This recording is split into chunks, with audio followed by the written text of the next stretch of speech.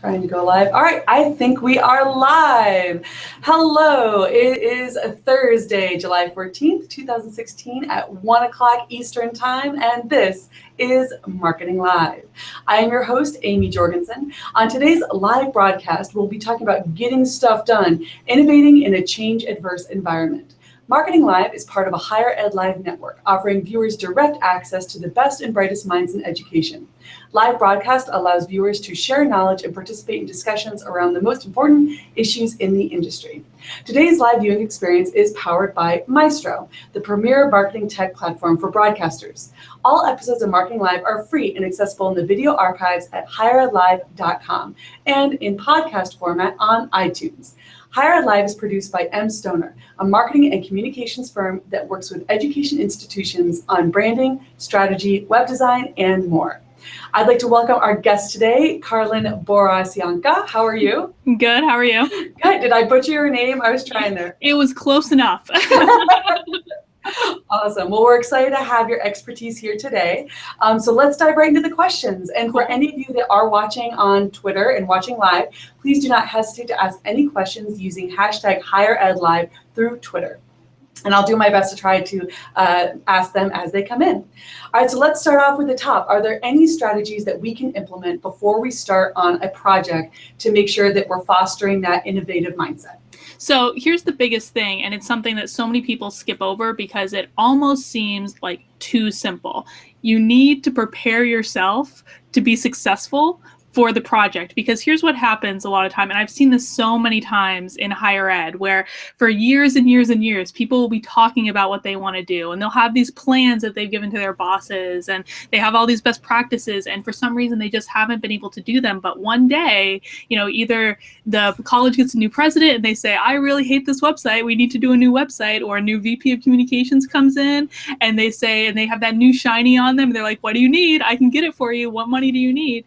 And so all of a sudden they are in this position where they can do the things they've been talking about doing for years, and then they freeze. Mm-hmm. And they don't know what to do with it. I've seen this happen so many times, and they all of a sudden forget that they have all of the knowledge. They know exactly what they should be doing, but they start going on like all the mailing lists and the groups and saying, guys, I have this opportunity. What should I do? What should I do? And they get all these responses back. I mean, we've all seen those happen a million times.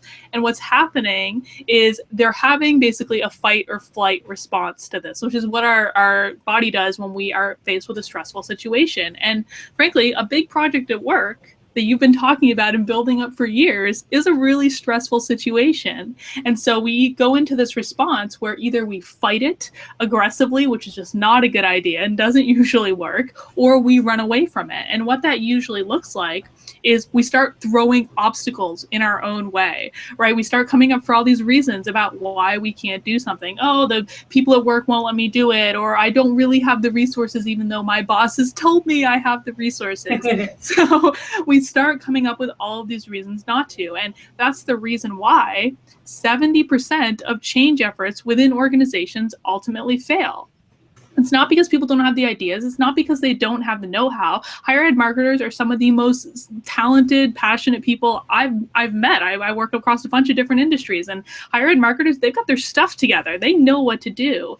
But the problem is, and I really think, it doesn't even come down to money most of the time, even if you don't have that blank check.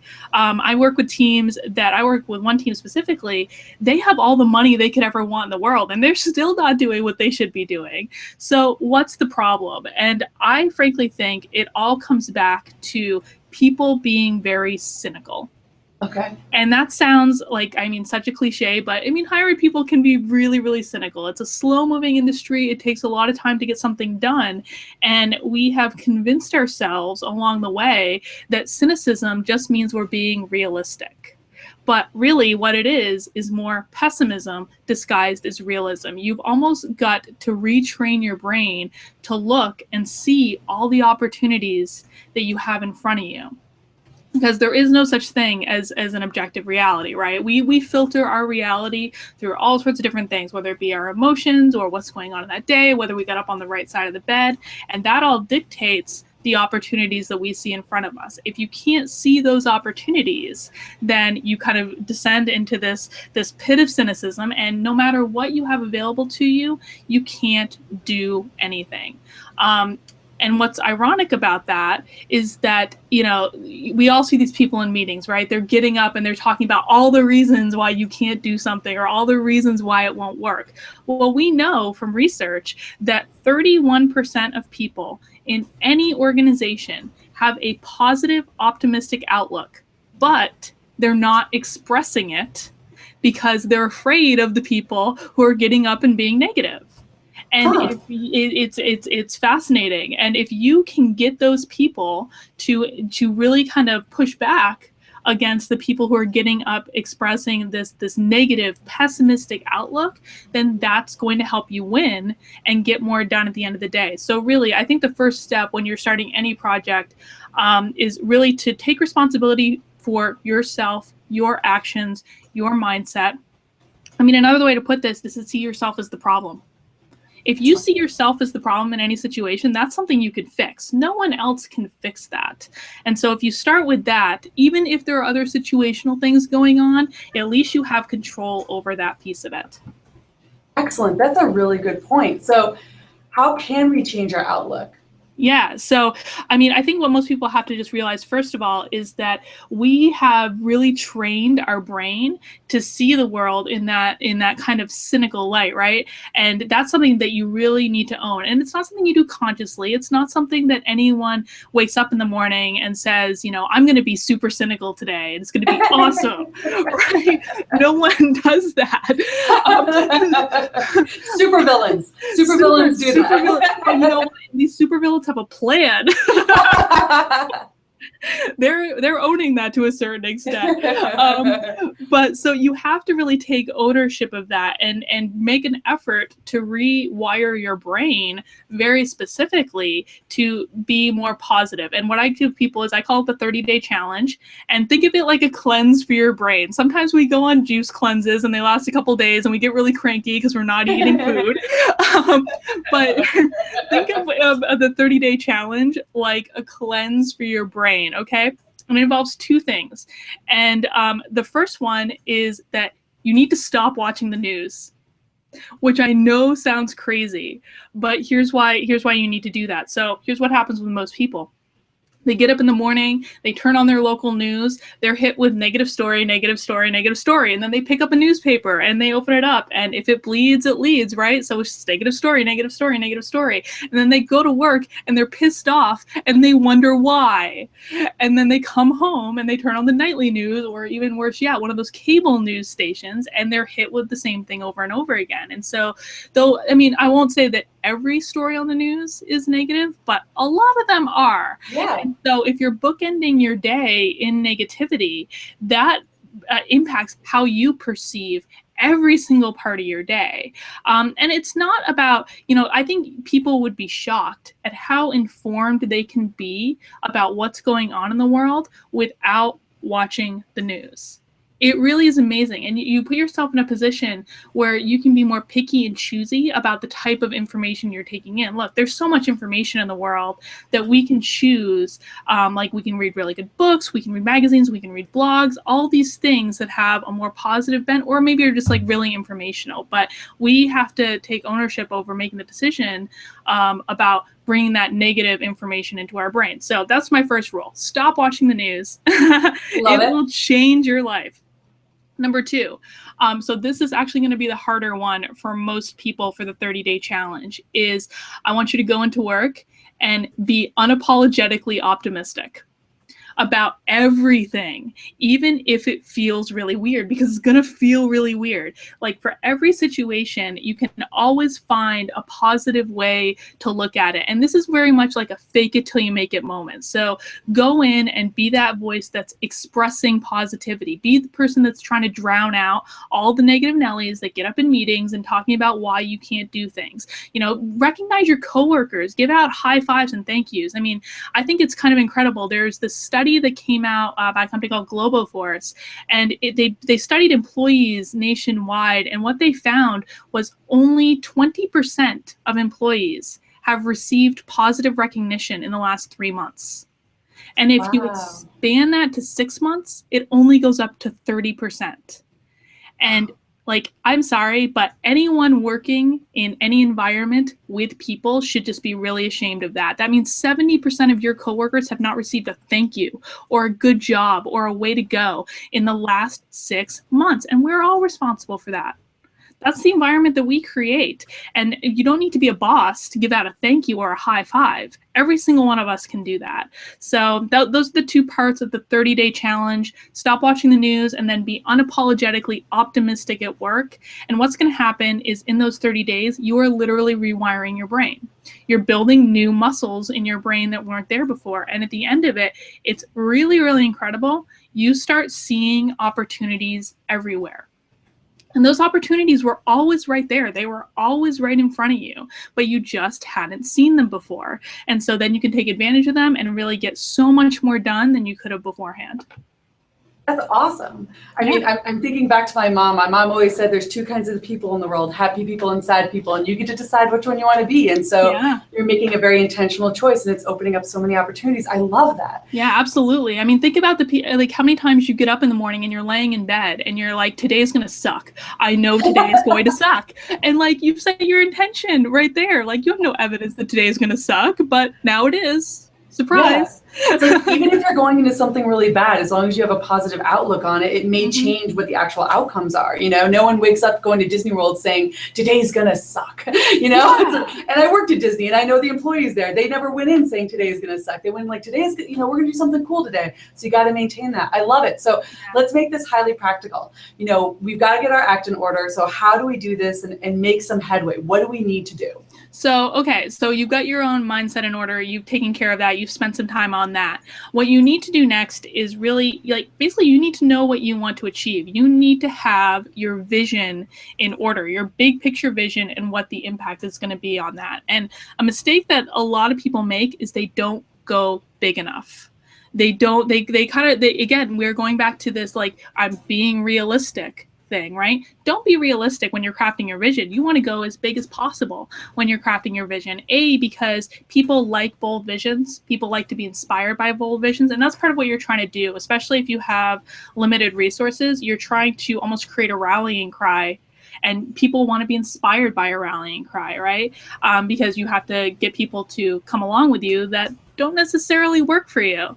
So go big with it. And what's that's going to allow you to do is it's going to allow you to compromise around the way, because compromising is absolutely critical for this. This is not one of those things where if you want long-term change, if you want to do the big projects, you need to basically do it in a way that doesn't piss people off. That doesn't leave a trail of bodies in your wake. Because I mean, has any of us ever in the history of whatever followed a leader that we didn't like? That leader could have the best, most well thought out plan in the known universe, and you are still going to find a way not to like them and not to want to follow them. So you have to bring people along in a way that they feel like they're winning too. Best way to do that is by compromising. So if you start your vision out here, you're going to have to go down to like a lower level for compromising, right? But if you started out up here, you're already planning to compromise. So you know you're going to end up somewhere around here, but you're going to get more out of it because that's just the way it goes. If you can get 60 or 70 or 80% of what you want and make someone else happy, bring someone else along, give someone else a win, that's better every single day of the week than getting 100% of what you want and pissing people off. So make sure to plan for that.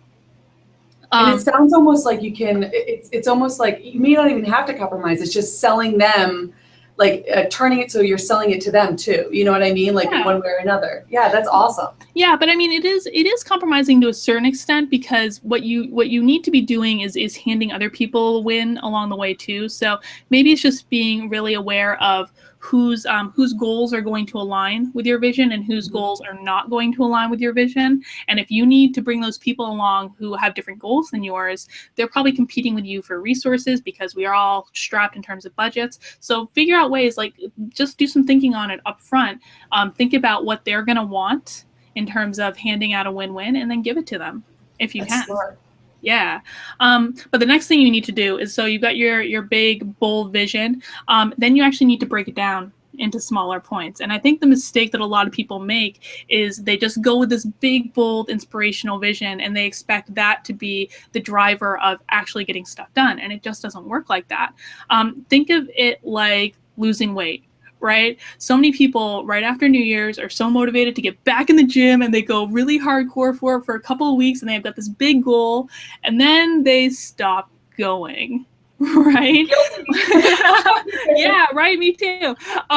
But they're doing that because people want to see fast progress, right? So if you've got this big, bold vision and you don't have it broken down into really, really short milestones where people can see immediate progress, they're going to not want to go along with it because they don't feel like anything's happening. Whereas if you can give those really short milestones, then people are going to feel excited. They're going to feel motivated. I mean, basically, it's like for any runners out there, when you're running in a race and you see the finish line, you speed up, right? So just make there be a bunch of finish lines and people are just going to keep going at a really high rate.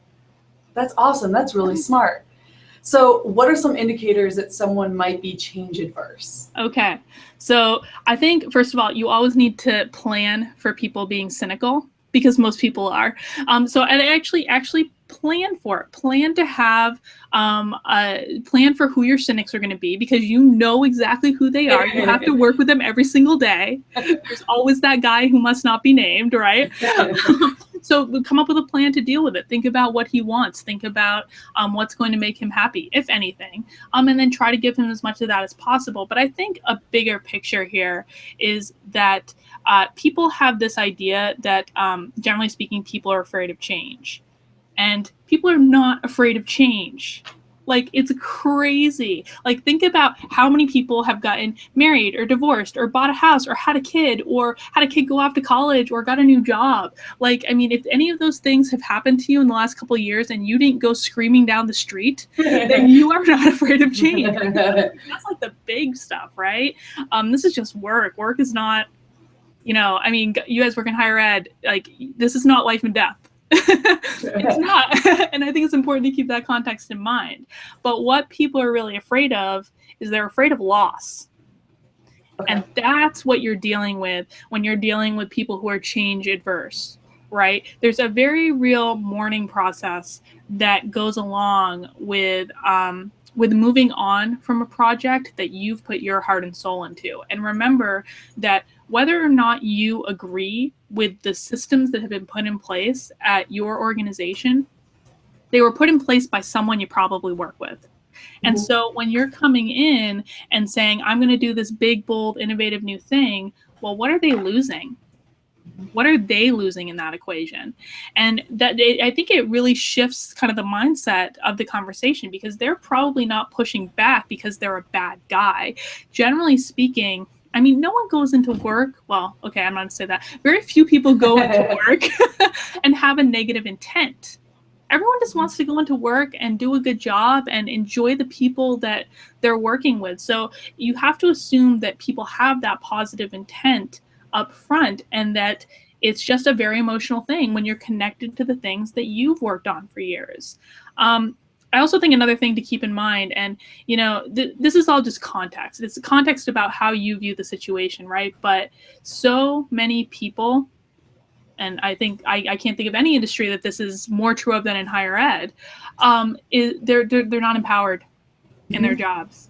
I mean, especially higher ed, because not only do you have a boss in higher ed, and they probably have a boss or several bosses above you, you also have the committee structure. Like you are really, most people in higher ed are not empowered to do the basic things in their job description. Like I was thinking about this last week, and I worked for 3 different colleges through my tenure in higher ed. I was never utilized for my skill set. I wasn't. There was so much more I could have contributed. But the one time that I was back about 10 years ago when the social media just started coming out, and I knew how to use a computer, and the director of admissions said, "Karlyn, you know how to use a computer, go." And I was one of those young kids that was right out of school that had no idea what they were doing and was playing around on social media. But that was the one time in higher ed where I was fully empowered to use my skill set. And it was because no one else knew what they were doing, and you had to invent it as you were going. But the big point here is that when you're dealing with people who are coming across this change averse, understand that when they're getting up in the meetings and they're beating their chests and they're talking about all the things that could go wrong, they're not doing it because they feel powerful. They're doing it because they feel powerless. Yeah. And I think that's, I mean, it's a really sad thing to think about, but I also think, you can kind of put that in context. I remember this one time I was in a meeting with this guy who was a curmudgeon, and I had been like nitpicking at each other for months at this point. I think it was mostly his fault, but you probably say the opposite though, Yeah, I'm sure. But we had this one meeting where it all just came to a head, and he went off on me. And I just kind of sat there and took it because I was so pissed that I couldn't even say anything. I couldn't even speak. And so the meeting happened to be right before lunch. So I got up and I left the building and I went and got lunch and I had a beer and I calmed myself down. I came back and I walked into his office and I slammed the door. I was like, "What is your problem?" and he listened. Like, I don't know. He looked at me and you could just see he was so defeated. Oh. And it had nothing to do with me. It had nothing to do with me at all. And it was in that moment that I understood that he was just feeling this insane sense of powerlessness. And that was how it was manifesting itself. And we cried it out. We hugged, like there was a good chat. We're vulnerable, which by the way, vulnerability is like the #1 trait of successful teamwork. So be vulnerable whenever you can. And I got to tell you, for the rest of the time that I was in that job, he and I were like this. We're like BFFs. But you have to use it in that context. And I think that, if you could start by understanding where people are coming from, that can help you kind of bring them along with you. How do you make them feel powerful? Like if with that individual, like so they felt so powerless, they felt like they didn't have anything. So how do you help reinstate that? Yeah, I think that any time that you can give people their power back is a good thing.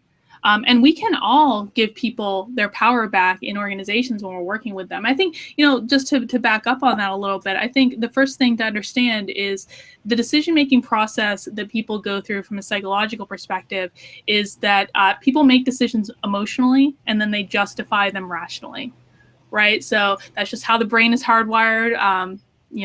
That's just the way it is. Yeah. And so you have to kind of appeal to those emotional components, right? And giving people their power back can honestly just be as simple as helping them to be successful. Think about how you can serve them, how you can lift them up, how you can make them feel good. I mean, going back to saying a thank you or a good job or stuff like that, that's part of what you can do, even if it's outside of your job description. And the words like "it's not my job" are so detrimental in any organization. Don't worry about if it's your job. Just help people out. Help people out in the same way that you would want them to help you out. Okay, model that behavior for them. And don't do it as like a quid pro quo thing, because we're talking about, big projects and innovation. Don't do it in a way that like you're saying, "Dude, I'm going to help you out on this project if you help me out on this thing over here." Just be a good guy and help them. And if you do that, they'll come back and help you. So this is a big picture. Like, this is something you need to start doing today, because you can't wait until you need something from someone to start doing this, right? So let's help them out. That's awesome. That's some good advice. So how can we start pushing them in the right direction? I mean, I think that, giving them their power back is a big thing. But also, again, coming back to really understanding what they want to achieve, what they're trying to achieve, and, building a relationship with them. That is outside of the workplace. Not necessarily that you're friends. You can have coworkers that are friends, and that's cool. But a lot of people go into work and they feel like, I'm not here to make friends. I'm here to do work and keep my head down and do all those things. And that's just dumb. Because not in higher ed. Well, we're all friends, right? That's true. Well, sometimes you're friends, and sometimes, you sit in your office and you email back and forth and you don't talk to each other. Yeah. I worked at colleges where I worked at a college where I worked in one of those offices that was off campus because they didn't have enough room. I didn't go to campus for 6 months. Yeah. It was nuts. I would talk to people all day on email, but I wouldn't even know what they looked like. And so I think that, building those human relationships with people, like people don't stop being human when they walk into the office. And the thing of it is I think this is so true in higher ed. It's so siloed off based on what department you work in and who you report to. And understand that when you're looking for resources to help you get stuff done, you don't have to go by the org chart. Okay. The org chart means nothing. The org chart tells you who does your annual review and who can fire you. And those are good things to know, but it does not dictate who you go to for resources, right? So be creative about it. Like, get to know people, get to know what their strengths are. The most powerful type of influence that you can have in any organization is just by having a good relationship with someone. So help them out, hand them win-wins, teach them that you're going to help them and they'll come and help you any day of the week. Awesome. So just have good karma and be nice to people. I like it. Yeah. So what is the biggest mistake that people make when they are leading projects? Oh, I think that's easy. So there are really 3 kind of stages that you go through when you're leading a project. You go through that visioning stage that we already talked about. You go through a stage where you're building alignment and buy-in, and then you go through the execution stage, right, where you're actually doing what you say you're going to be doing. Now, the stage that people skip over more than any other stage is alignment. Is getting people on board with what you're trying to do. And the reason they skip over it is, frankly, it's not very exciting. Like the visioning stage, you get to be inspiring, you get to do bold things, it gets to be big picture, it's exciting. The execution stage, you're actually doing stuff. In the alignment stage, you're just talking to people. And talking and talking and talking some more, and then getting some feedback and being told why you're wrong, and then talking some more. And so it gets really boring for people, and so they skip over. But it's so incredibly important. And think about it. Like you guys are marketers, you guys are communicators. You know that you need to say something at least 7 times for it to get into someone's head, right? We don't do that at work. We say something once, and then someone doesn't remember it, and then we go, but I told you that in that meeting 3 weeks ago. Why don't you remember it? Well, you only said it once. Like, you have to say it over and over and over and over and over again. Treat it like a marketing campaign. I mean, if we put colleges, you guys put so much effort into like the nitpicky detail of every single message that goes externally. And every once in a while, there's a flap where an acceptance email goes out to an unaccepted group of students. But for the most part, like, it's super detail oriented. Put that same effort into communicating to people internally, because that's going to actually save you so much time in the long run. It takes more work up front, but it'll save you so much time. And the thing people need to know about alignment too is that alignment, it doesn't necessarily mean you're getting people to agree with you, because you don't need people to agree with you to get them to buy into a decision or buy into an idea. You just need to listen to them. You need to give them a chance to be heard. People just want to talk. I mean, this goes back to that idea of giving people their power back in a very real way. Listen to what they have to say, acknowledge it in like a really genuine way. I mean, I think one of the things that I hate that colleges do, and we've seen presidents really screw this up and then get fired over it. There's one president in Canada, I forget the college, but they screwed this up bad, where they had like all these big open forums for the strategic plan that they were putting together, and they had all these big open forums where people could come and give feedback. People knew those weren't genuine. The plan was already written.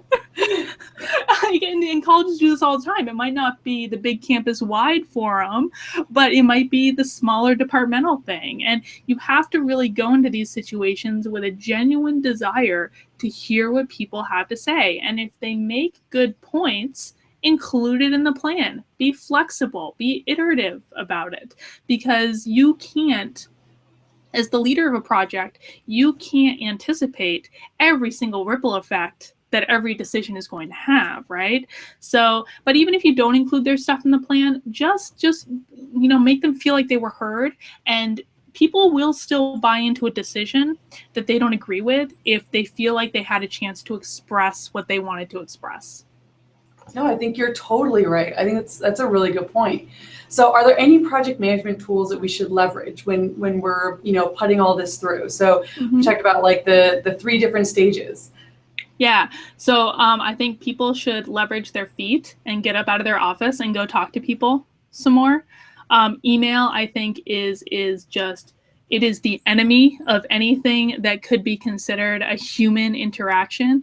And we rely so much on email, and it's nuts. Email is great for things like scheduling a meeting or passing a document back and forth or sending like a quick note saying, hey, I'm running 5 minutes late, get the meeting started without me. Those are the things that email is really great for.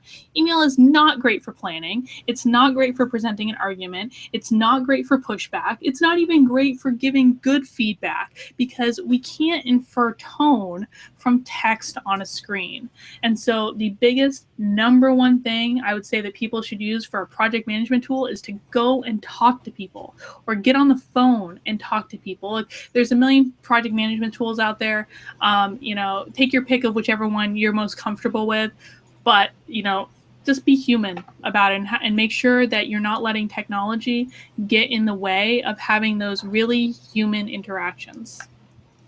That's awesome. So what about during these meetings? Like, how can we make sure we're using them as effectively as possible? So people hate meetings. Meetings get such a bad reputation.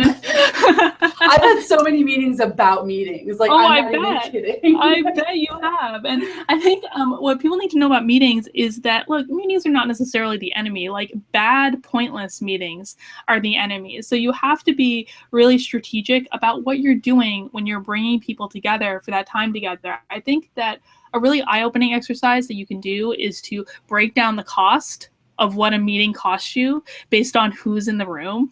I mean, just think about like the hourly rate of the people in the room, and you get to have these meetings that are costing thousands and thousands of dollars. It's insane. Did you get thousands of dollars of work done out of it? I mean, probably not. But I mean, so start off with things like making sure your meeting has a clear goal, making sure that your meeting does not, like, even if you schedule it for an hour, that doesn't mean it has to go an hour. Those sort of things, all those typical best practices in terms of meetings, you can find them in a million blog posts anywhere. But the point I want to make about meetings is that you can use them to dictate the pace of your project. And people don't think about this a lot. They think about, if you have a project meeting, it has to be once a week or once every 2 weeks and having that regular cadence. Well, why does it have to be once a week? It does not have to be once a week. If people can get their assignments done from that meeting in 3 days, then have a meeting every 3 days, because people are notorious procrastinators and they will wait until the last possible minute to do something. And if you give them a week, it's going to take them a week. If you give them 3 days, it'll take 3 days. And when you're talking about big projects that might span a year or more from conception to implementation, that difference of 2 business days trims a lot of time off your projects. So yes, higher ed moves very slow. That's just the way it is. And in some ways, there are a lot of benefits to that, to be frank, because I work with a lot of like companies that have a very, very, very quick pace. And what happens with them is they don't have time to solve the problems. They get in a lot of trouble because they're not solving the problems, and it takes them so much longer on the back end than they want to admit. But higher ed has quite. I mean, it's not a privilege. What is that? They have a slower pace, and so you have more time to solve those problems up front. But that doesn't mean that you should be scheduling needless time in there, because you want to build momentum, right? If you're building momentum, it's the same way of always keeping a finish line in sight. You're building momentum in the same way. It's so much easier to keep something going once you have that full steam ahead approach, and having a meeting every 3 days instead of once a week can really help out with that. So explain more about the momentum. How are you using the meetings to build momentum? By having more frequently? Yeah, by having them more frequently, by constantly having those shorter goals, those shorter sprints to goals. It's just basically about people keep seeing that constant forward progress. And if you keep that constant forward progress up, that just keeps people excited. It keeps them motivated. It keeps them more focused on what they're doing, and they don't have a chance to check out as much as they would otherwise. Awesome. So how can we use like the assessments and the analytics and stuff like that I know all of us are in charge of gathering at the end of the year to see like how well did we do and stuff like that. How can we use those as tools in building momentum and going for change and stuff like that? Yeah, I think that, there are a lot of people out there that know the analytics tools a lot better than I do at this point. So I won't go into like the details of how to use everything, but I think big picture on that sort of stuff, it's just about remaining open to possibilities. Because I know a lot of times people have these best practice lists, and what they are code for is personal preference. Mm-hmm. It's true. I mean, like, how many times do we hear like this doesn't work on the web, especially? Oh my God. And like, I was a snobby marketer back in the day when I used to do marketing, so I totally understand. But sometimes you have to be open to ideas that are outside of what you think is going to work, and you have to be open to what the data really tells you.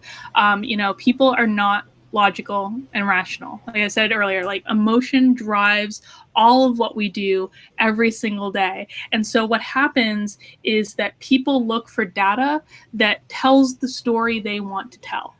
Mm-hmm. They're not doing it consciously.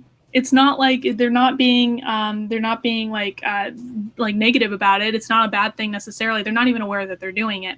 But it's just a matter of being really open and almost having a beginner's mindset in a lot of ways. Experience is a great thing. And there are so many great experienced professionals out there. But I think when we start to move away from that beginner's mindset, which is basically remaining open to possibilities, not letting your previous successes or failures get in the way of what the data is telling you now, listening to those interns that you don't think know anything, because sometimes they have ideas, and maybe you had that same idea 3 years ago and you tried it and it didn't work. Well, maybe it was just too early. Maybe that same idea would work today, and you're letting experience get in the way, and your data from that previous project, if you will, get in the way of trying something that would work today. So I think when you're using assessments and analytics, bottom line is just be really aware that you're bringing your own biases into the situation, and be really conscious that the data might be telling a different story than you think. So maybe it's a matter of getting other people's input, getting other people to look at the same data without you telling them what you think it means, and see if their perception lines up with yours. Maybe consider a better way to do things if it doesn't. Awesome. So we're getting to the end of our time. Are there any last messages you want to leave with folks to inspire them to innovate change? I will say, just in general, in higher ed, guys, higher ed is such a cool industry. It really is. I mean, I worked in higher ed for 10 years. I don't so much anymore, though I still get to work with colleges. I miss it every day. And yes, it has its problems. It has a lot of problems. But, now that I've branched out and I'm working with a lot of other industries, you guys have got it pretty good. And just be aware of that and be really grateful for these communities that you have, because the marketing professionals, the web professionals in higher ed, there's nowhere like it. I love it. It's why I still hang out with you guys so much and go to higher ed web and Penn State and all that good stuff. But yeah, just be aware that you have a lot more going for you than sometimes it might seem, and don't be the cynic. Don't be that guy. No one likes that guy. Don't be that guy. Don't be that guy. Awesome. Well, I want to thank you so much for joining us today, Karlyn. It was awesome, and I love your advice and your enthusiasm. This was great. And thank you always to our program sponsors, Stoner. And thank you for everyone who's joined us today. Make sure you check out more shows from Higher Ed Live pros on higheredlive.com. And we will see you next time.